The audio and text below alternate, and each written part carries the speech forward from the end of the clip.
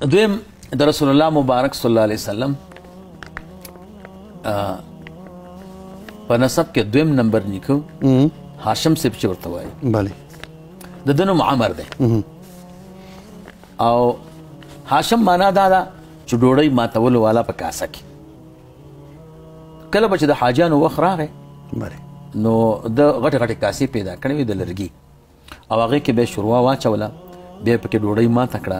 او حاجیانو ته د لنګر ورکړه او دا ښه خوراک ماته کړې ډوډۍ ښه خوراک اوس یخنیم نه اوس موږ او تاسو خو اوس نه خورو ځکه د معدې مریضي تکلیفونه هم پېښ شو نو ځکه ورته هاشم صاحب وایي او دا 18 کالو عمر کې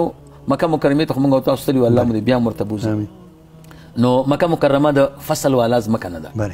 د آبادۍ دغه والا نه ده چې میوه پکې وشي غرونه دي که نه شاړه ځمکه ده نو بیا د اهل مکه راغونډ کړه او ورته ویې که مو خوښی یو تجارتي قافله به برابره کړو او په دې ټولو ملکونو باندې به ګرځي او هر وطن ته چې لاړ شي هلته به تجارت کې څه به اخلي څه به خرڅوي نو چې دا قافله بیا مکې مکرمې ته راځي نو د هر وطن میوه او خوراک به پکې نو بیا یو قافله برابره کړه د مکې مکرمې نه به روانه شو یمن ته شام ته روم ته فارس ته مدینې منورې باندې به راغله کله چې دا قافله راغله په اهل مکه ته هر قسمه میوه راغله نو په څو هېوادونو ته وګرځېده داسې وګرځېده بیا یو کار وشو چې په دې لاره کې به غله راوتل او دا قافله به چې دی لوټ کول او غلا سامان به یې اغسته نو بیا هاشم صاحب ته شکایت وکړه نو هاشم صاحب خو ډېر هوښیار هغه بیا داسې وکړه چې دا حوزې جوړې کړې تاڼې جوړې کړې د یو علاقې خلک به لکه مثلا دا کابل دی د دې ځای نه به چې قافله روانه شوه سروبي پورې د کابل حدود دي نو د دې خلک به ورسره تلو او ځای په ځای ورته حوزې او تاڼې جوړې کړې وې بیا به چې کله د کابل د حدودو نه اورېدل نو بیا به د لغمان خلکو ته سپارل داسې طریقه باندې او هغوی ته په دې قافله کې عیسه مقرر کړې وه په دې طریقه باندې چې دی نو دا قافله چې مکې مکرمې ته راورسېده صحیح سالمه ده دا اوس چې تاڼې مونږ او تاسو ګورو یا د حوزې ګورو پستې ګورو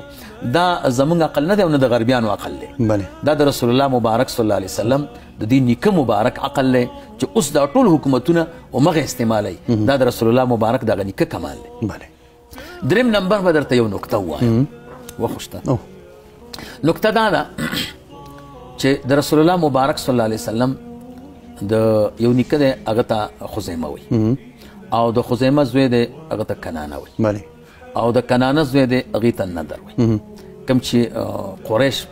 چا باندې مشهور دي د کنانه به د خپل زوی ته د مینې نه قریش وي قرش اصل کې یو مایه دی په دې اوبو کې ډېر طاقتور دی او قریش تصغیر دی او دا پهلوانو نو دته به د مینې نه قریش وي دې ته تصغیر للتشفیق وایي نو دلته یو نکته ده نکته دا ده چې رسول الله مبارک صلی الله علیه وسلم فرمایي ولدت من نکاح زه د نکاح نه پیدا یم نو دلته علما سوال کوي چې دغه کنانه چې د پلار بیبي په نکاح کړې وه د خزیمه یو بیبي وه بره خزیمه چې کله مړ شو هغه وخت کې قانون ده چې دوی به ښځې ډېرې کولې سړی به وفات شو بیا به د ده به چې کومه مشره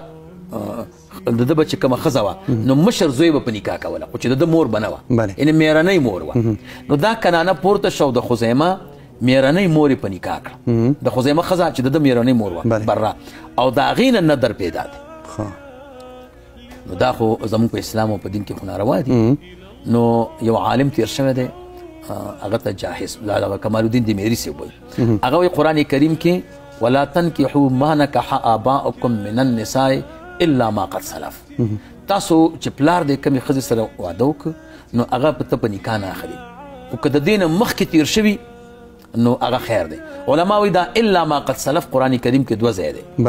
او دغه یو ځای د رسول الله مبارک په دې سره دا نسب پاکوي خو بیا یو عالم تیر شوی دی